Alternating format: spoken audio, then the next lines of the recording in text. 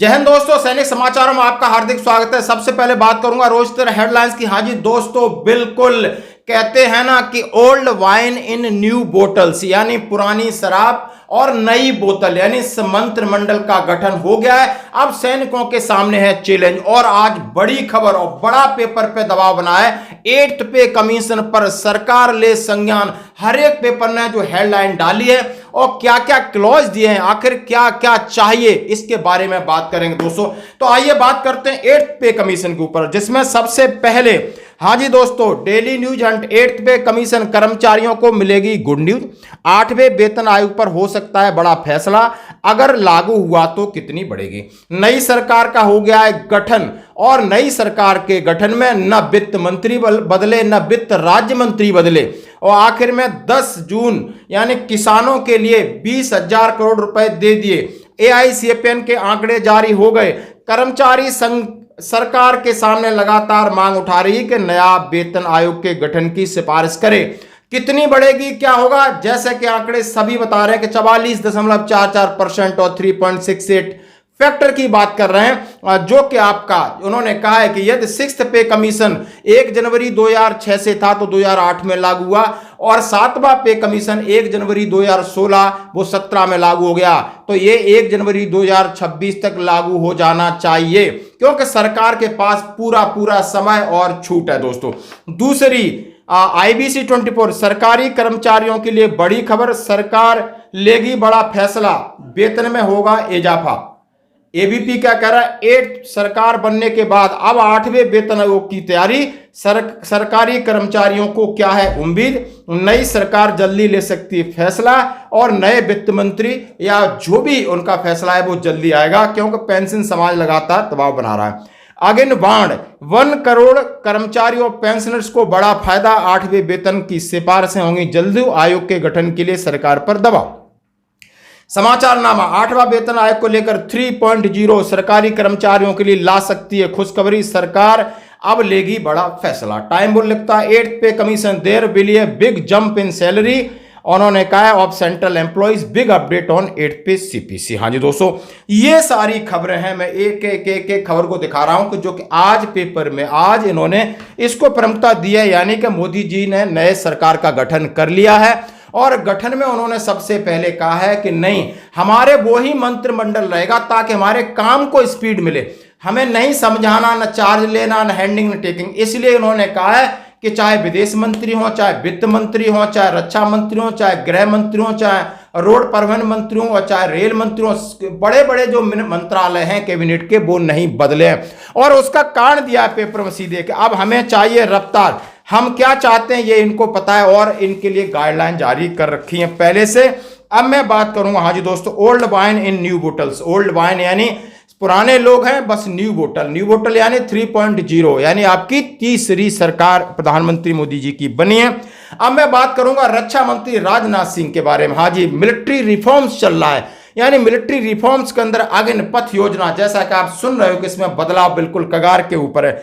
आपने थिएटराइजेशन की बात चल रही है, हाँ जी दोस्तों, उनको थिएटर कमांड एस्टेब्लिश करनी है। एकीकरण की बात कर रही है, स्वदेशीकरण की बात कर रही है, मैन पावर कटौती की बात चल रही है और बजट को किस तरह बैलेंस किया जाए उसकी बात चल रही है। अब मैं बात करूंगा जवानों की 1 रैंक 1 पेंशन की भी बात चल रही है दोस्तों। हाँ जी दोस्तों, और डिसेबिलिटी पेंशन को लेकर भी बात चल रही है कि आखिर अब जवानों का क्या होगा अगला कदम। यानी जवान जानते हैं कि माननीय रक्षा मंत्री जी से सिर्फ ये गुहार लगा रहे हैं कि आप हमारी बात को सुनो और समझो और उत्तर दो।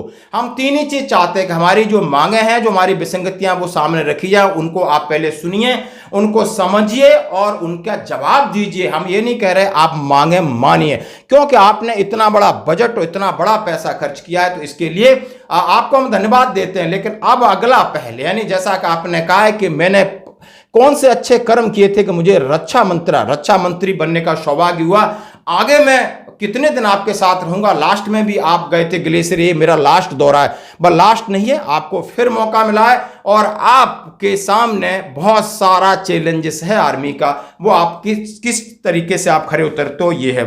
तो दोस्तों, ये थी बड़ी खबरें और इसी के साथ आज की खबरों में इतना ही। बने रहिए हमारे साथ, धन्यवाद। जिस टीम ने इतना बड़ा अचीवमेंट किया है उसको स्वाभाविक मन करेगा कि यार कुछ अब बहुत हो गया, अब साहब थोड़ा शांति रखे तो अच्छा होगा। ये रोज नई नई चीज लेके आते हैं, लेकिन मैं मानता हूं अब मेरा दायित्व भी 10 साल मैंने जो सोचा है उसे ज्यादा सोचने का है, 10 साल जो किया है उसे ज्यादा करने का है। और अब जो करना है वो ग्लोबल बेंचमार्क को पार करने वाली दिशा में करना है। कल क्या थे और आज कितना अच्छा किया वो वक्त चला गया दोस्तों। पहले 5 पर थे, अब 10 पर पहुंच गए, वो वक्त पूरा हो चुका है। अब दुनिया इस विषय पर यहां पर है और ये इससे आगे कुछ नहीं है, तो उसके आगे हम होंगे।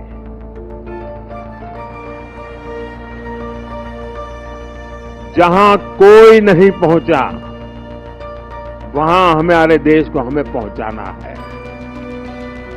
और व्यक्ति के जीवन में हो, समूह का जीवन हो या राष्ट्र का जीवन हो, जब तक वो बड़े संकल्प के साथ सोचता नहीं है परिणाम नहीं मिलता है। सफल वो इंसान होता है जिसके भीतर का विद्यार्थी कभी मरता नहीं। कई लोग मुझे इस चुनाव में भी और हमेशा, मैं पिछले 30 साल से ये सवाल सुन सुन के थक चुका हूं कि इतनी एनर्जी लाते कहां से हो, थकते क्यों नहीं हो, मुझे लोग पूछते रहते हैं। लेकिन वो मेरे बॉडी को तराश रहे हैं, मेरी बॉडी में क्या खाता हूं, कितना सोता हूं, मैं योगा कितना करता हूं। अब वो गलत ट्रैक पर है, इसलिए मेरी एनर्जी का रहस्य उनको पता नहीं है। मेरी एनर्जी का रहस्य मैं जीवन भर भीतर के विद्यार्थी को जिंदा रखता हूं। और जो व्यक्ति अपने भीतर विद्यार्थी को जिंदा रखता है वो कभी भी सामर्थ्यहीन नहीं होता है, शक्तिहीन नहीं होता है और आलसी नहीं होता है। वो हर बार ऊर्जा से भरा हुआ रहता है।